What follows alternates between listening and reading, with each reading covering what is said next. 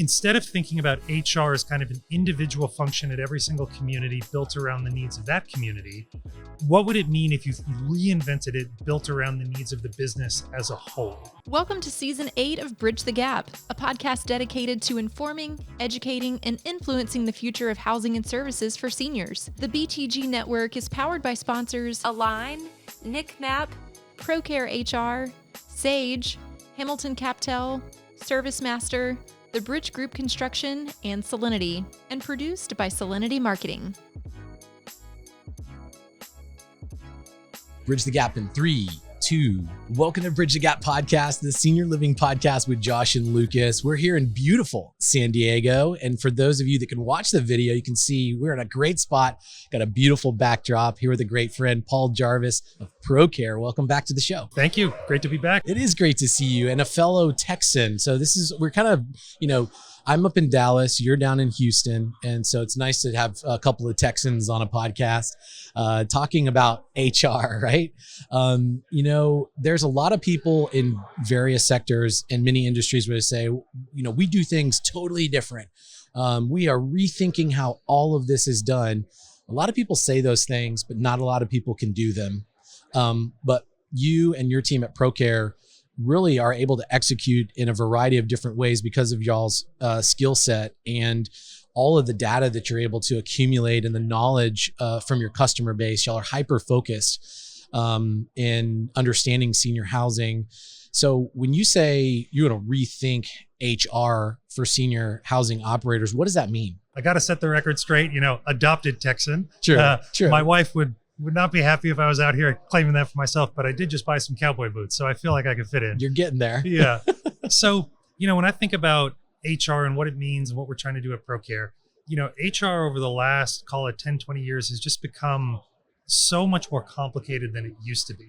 You would think about HR previously as being kind of independent functions around payroll, benefits, workers' comp, things like that, kind of things that you need to keep the lights on, to keep employees paid, to make sure people show up for work and everybody's compliant.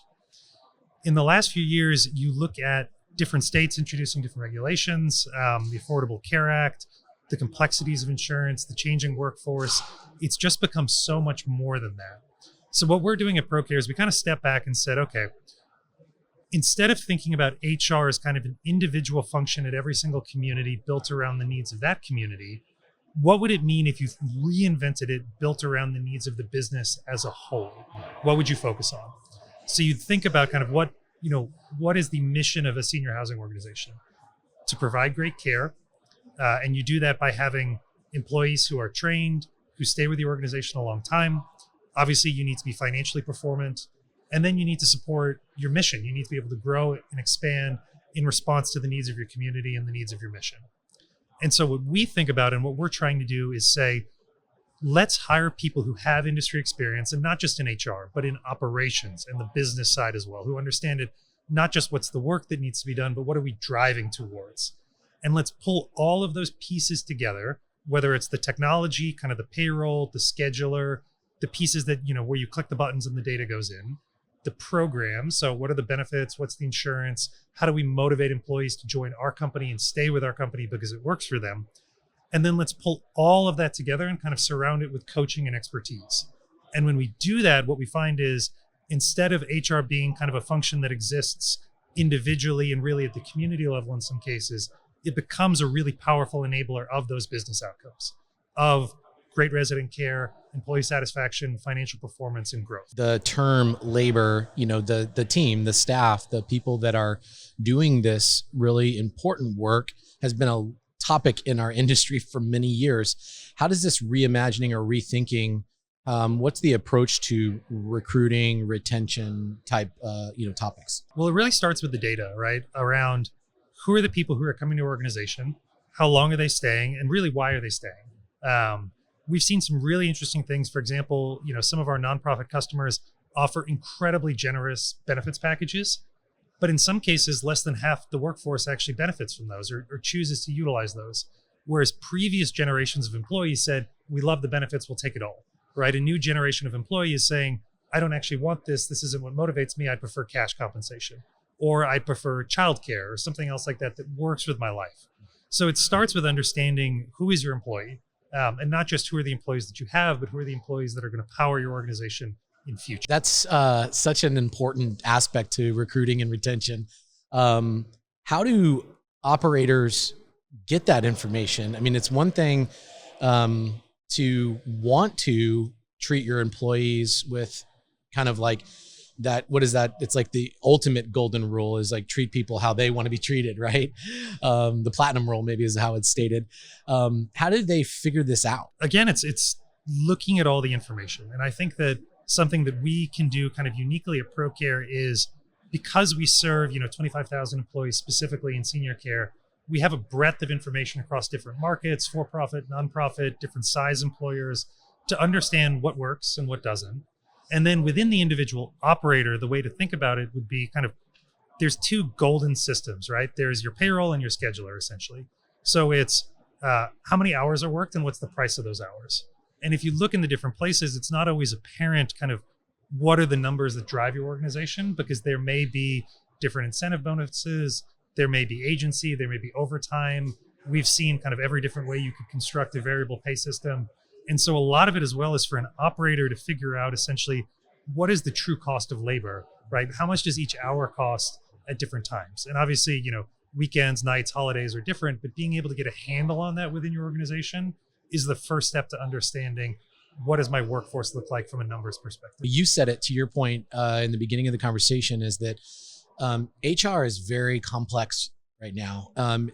Senior living is very complex. I would say arguably, outside of like hospitals and traditional healthcare, it's the most complex vertical to work in from an operator standpoint, from an entrepreneur standpoint, a business owner standpoint. And so I know data is a big talking point for a lot of people right now, because now there's tools with technologies advancing. We're able to see a lot of this new data. How is the data from Procare's perspective playing into this reimagining of what HR is? So it all starts from working backwards from what are the goals, right? And I think something that we've seen previously is when you're not aligning the different functions of your organization, whether it's HR or another one, around the end goal, you can wind up with a bunch of different systems that not only don't talk to each other, they're not moving in the same direction. They're not moving your organization towards those goals. So the first step that we often see, again, is in the HR world, the scheduler and the payroll system are where the rubber meets the road. So either those two need some form of integration. The other kind of missing piece to that from a data perspective would be ATS, so applicant tracking system. Who are the new employees who are joining your organization? Where do they come from? And so if you can kind of tie up the trinity of those of like, how much am I paying people? How are they being utilized? And where is new labor coming from? And not just where is new labor coming from, but am I hiring the right people in response to the needs of my organization?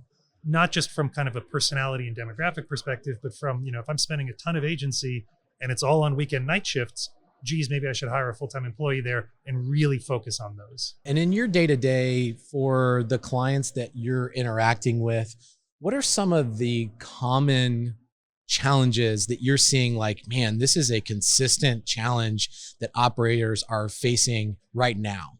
As you mentioned, senior living being so complicated, and whether it's by size, for-profit, nonprofit, like a project that we actually did recently was we broke out, like, what are the common business challenges of operators by segment? We get a lot of customers, particularly smaller, rural, where they say, I had an HR person for 20 or 30 years. They were fantastic. They're retiring. I'll never be able to replace them. Can you help us? So that's, a pretty clear set. At the higher end, it's really around kind of scalability and employee experience and financial performance. And that's true on both the for-profit and nonprofit. We've talked with nonprofit groups that are looking to grow through affiliation, or just broaden their mission, broaden their impact. On the for-profit side, obviously they're interested in financial performance and understanding the drivers of that. Generally, all of it comes down to, senior living remains a people business. And until we reach, I'm actually giving a talk in Tala in a couple of weeks. That's kind of a fantasy future of, what would happen in 2050 if senior living was only robots. Would we like that? What would that mean for all of us? Just kind of a thought exercise. But until we get to that world, it's still about the people. And I think that part rings very true for operators of all sizes. The challenges are, how do I find the right employees? How do I keep them? And how do I maintain the financial performance of my organization? That's so well said. And I think that, Procare is this perfect balance of high tech and understanding that this really is a people business, and this industry really knows that. Hopefully, I don't think that'll ever go away. And that's always a discussion point. So, okay, final thoughts here. For operators out there that they're listening and they're like, yeah, we definitely need to rethink our HR, but where do we start? That seems, it's one thing to say it, it's another thing to do it. What's your encouragement to them? So I would start with, what are the goals of your organization, and work backwards from there. So if you're thinking about growth and expansion, okay, is that going to be within the same state? If you're planning to go to different states, how would you be ready for that, right? Because there's going to be new regulations, new hiring, new labor laws, new labor market. So you need to think about, am I prepared for that? For other groups that are focused maybe more on maintaining their current footprint, but doing it better, then you start to dig into the data of, what are we doing today? Can we actually answer the questions that we want to answer around, why do employees choose us? Are we an employer of choice? Again, that question around, what is the true cost of labor? And are there pockets where maybe things haven't gotten back to normalization with regard to agency or overtime that we could start to focus on? So it all depends on, it's really not a one size fits all approach. And in our industry, I think that's just so important. Everybody has different goals. Everybody's starting from a different position. But if you understand your goals and you line up the different functions, including HR and others, against those, I think you'll be really successful. Well said. Paul, thank you so much for spending time with us. Our listeners, Bridge the Gap, we've been around now almost 8 years, and we love bringing this kind of thought leadership and educational content to you. And we are not able to do that without our supporters. And Procare and Paul and their team there, Brett, have been a big supporter of Bridge the Gap for a number of years. And this is how we're able to do this, come to these events, get this good information, have these great conversations. So they're a great supporter of us. We ask you to support them as well. And the way to do that is you can scroll down there in the show notes. There is links to connect with them. And then also, let's continue the discussion on LinkedIn. And I know that, Paul, you're very active on LinkedIn, and a great way to connect with him and talk there. So thank you for your time today. Thank you. Always great to be here. I appreciate it. Go to btgvoice.com, download this content and so much more. And thanks for listening to another great episode of Bridge the Gap. Thanks for listening to Bridge the Gap podcast with Josh and Lucas. Connect with the BTG Network team and use your voice to influence the industry by connecting with us at btgvoice.com.